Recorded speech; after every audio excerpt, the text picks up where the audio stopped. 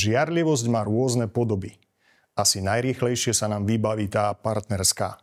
Ale Božie slovo dnešnej nedele ponúka iný typ tejto negatívnej emócie.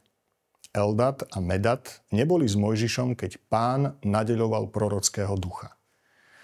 Napriek tomu ho dostali a prorokovali. A tak Jozue žiada Mojžiša. Môj pane, zakážim to. Ale on odvetil, čože žiarliš na mňa?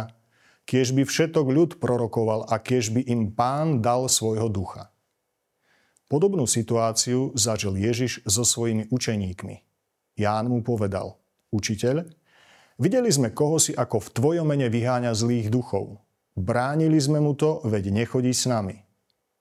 Ježiš mu vravel, nebráňte mu, lebo nik, kto robí divy v mojom mene, nemôže tak ľahko zle hovoriť o mne.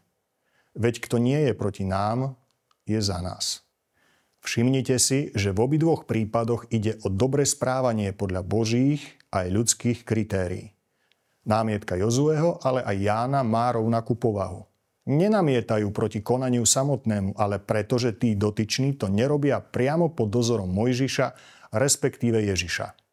Ako by chceli povedať, že len oni môžu robiť dobro. Že okrem nich to nie je dovolené. Niečo vám to pripomína? Takéto situácie zažívame aj v našich farnostiach. Jedno spoločenstvo súperí s druhým. Navzájom sa odsudzujú, medzi tým spolu súperia o priazeň farára, o lepšiu prezentáciu, o kvalitnejšie projekty. A môžete si byť istí, že jedni sa za žiadnych okolností neobjavia na akcii tých druhých. A naopak.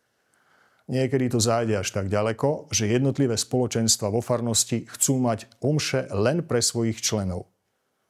Na tie v bežnom farskom programe odmietajú chodiť.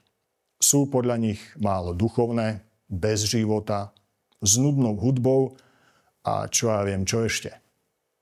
Dostať takéto skupiny za jeden stôl je priam sizifovská robota. Ak sa jedným podarí niečo skutočne hodnotné, tí druhí majú z toho nadlho pokazenú náladu. Niečo podobné môžeme vidieť aj medzi jednotlivými cirkvami. Nemusí to byť ich základná charakteristika, ale vždy sa nájdú aspoň nejakí jednotlivci či skupiny, ktoré javia takéto znaky.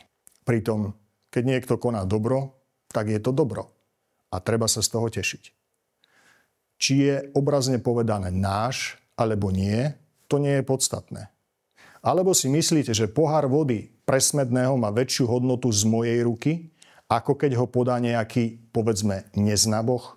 Ono je to skôr naopak, lebo zbožný človek má byť týmto duchom presiaknutý a malo by byť pre neho prirodzené pomáhať. Pritom, ak niekto nebol v týchto hodnotách systematicky formovaný a napriek tomu nezištne pomáha, treba mu priznať kredit. Okrem toho Kristus hovorí, ak by vám dal piť čo len za pohár vody, pretože ste Kristovi, veru hovorím vám, nepríde o svoju odmenu. Nehovorí Žid, či veriaci, alebo môj učeník. Hovorí ktokoľvek.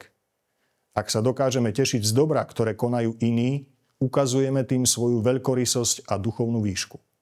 Ľahko si môžete domyslieť, čím je naplnené naše srdce, keď žiarlime na iných, ktorí robia dobro.